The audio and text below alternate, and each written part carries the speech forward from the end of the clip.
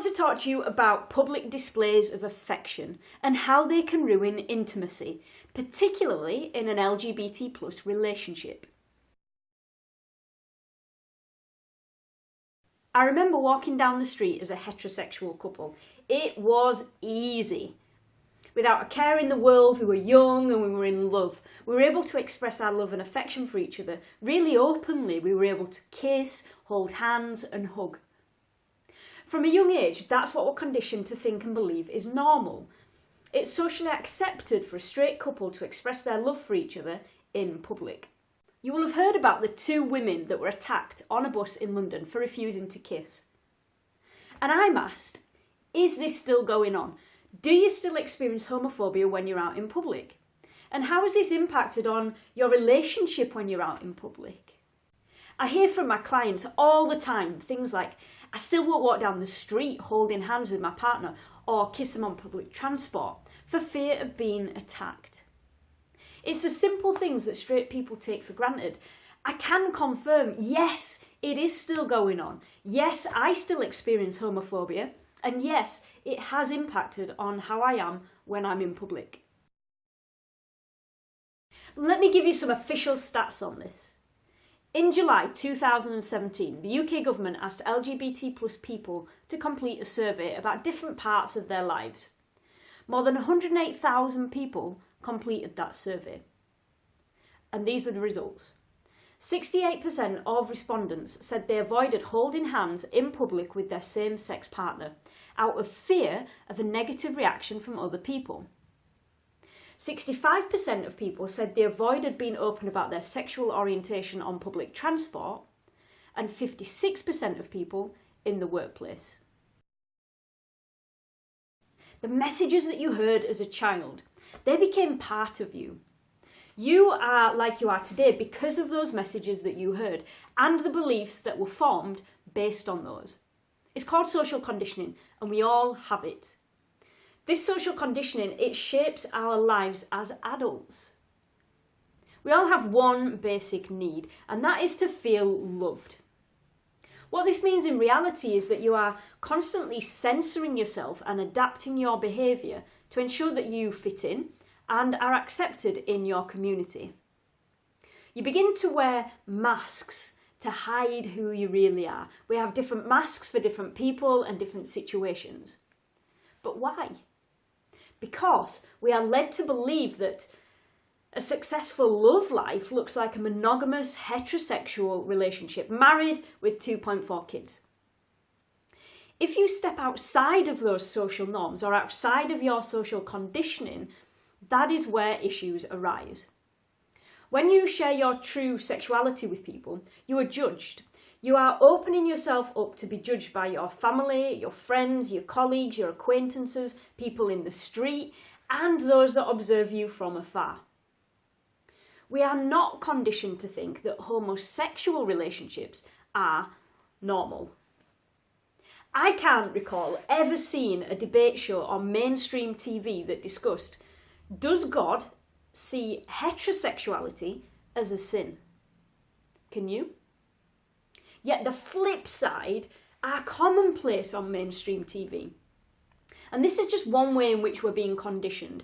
These shows on TV are telling the youth of today what we will accept in society. Let's talk about public displays of affection for same-sex couples. All of that stuff that straight people are able to do in public, you know, the kissing, the holding of hands, the being openly affectionate with each other. Same-sex couples don't tend to do that. Why? We are constantly on high alert. Every public display of affection is met with careful consideration. We're assessing the situation for any risks. Before we lean in for a kiss, we check all around to see if there's anyone there, anyone watching. We're wondering how much time we have before someone walks in and sees us. Choosing our moments carefully for a kiss, a hug or a touch of the face, and more often than not we're behind closed doors where no one can see us. We are on guard constantly, looking around to see who's watching, to see who's judging, to see who's criticising. It is true that many same-sex couples don't feel comfortable or safe to express affection openly with their partner in public. It's like we're holding back a part of who we really are for fear of being attacked in some way.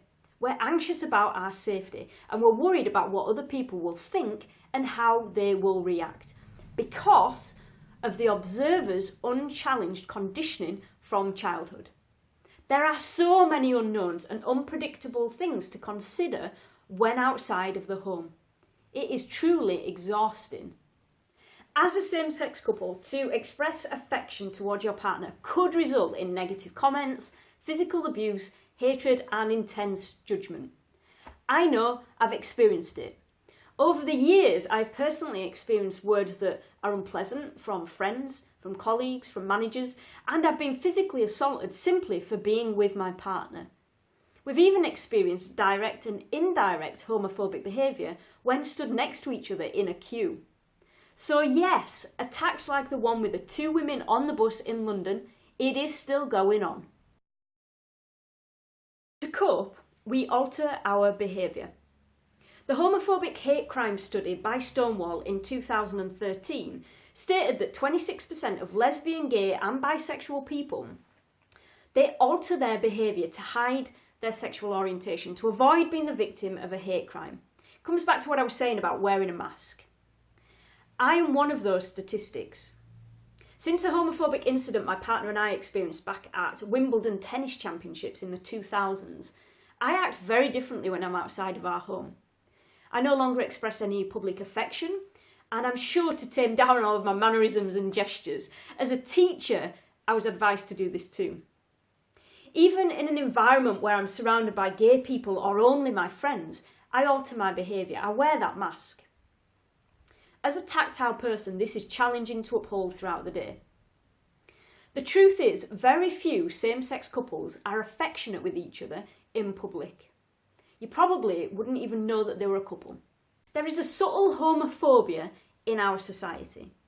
And you learn to hide certain elements of yourself away, such as those quirky little hand gestures that you have. And as I talked about earlier, you begin to wear masks for different people and different situations.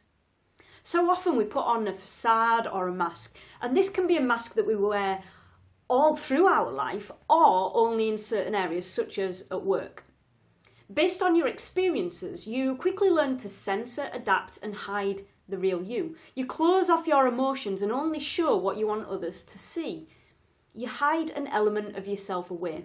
You don't show your real and true self. This is a preservation strategy to make sure that you stay safe.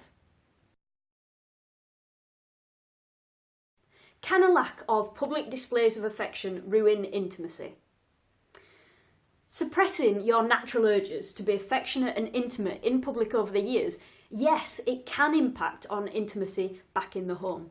It isn't like all of a sudden you stop being affectionate or intimate together. It's much more subtle than that.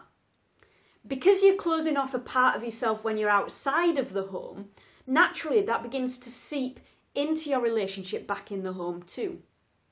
I know over the years that I haven't given myself fully in life, in work or in love as a result of that. It's almost like you're holding back, you're pulling back and withdrawing some of yourself to make sure that you stay safe and protected. Do you do the same? I know I hear time and time again my clients say things like, Gina, I've noticed that I'm not tactile with my partner in front of my family or my friends anymore. We used to be. And things like, I noticed the other day that we were sat at complete opposite ends of the living room, and this is our new normal. But in the past, we would be sat up close, snuggling and sharing a bar of chocolate. Subconsciously, back in the home, you continue to wear that mask and to hold those barriers up. If any of this has resonated with you, you're going to want to know what to do about it. Okay, 2 things. The first thing, when you're at home with your partner, notice the level of connection, affection and intimacy that you feel. Become more aware of how you're showing up when you're alone with your partner versus when you're outside of the home with your partner. And this is the important bit. Have a conversation with your partner about it. Allow yourself to express your vulnerabilities and make sure you create the space so your partner can do the same. Talk about it. Talk about what you both notice about your relationship when you're out in public, but also when you're at home. And also talk about what you want to do going forwards. Remember, you do not need to shut down that part of you when you're at home. Home is a safe space where you can express yourself fully with your partner. Bring all of who you are to your relationship. And if you notice that you're not doing right now, don't worry. You can change that in a heartbeat. Secondly, think about the messages that you heard as a child and consider how those might be impacting on how you're showing up in your relationships now. Are any of those messages holding you back? Are any of them stopping you from being your authentic self?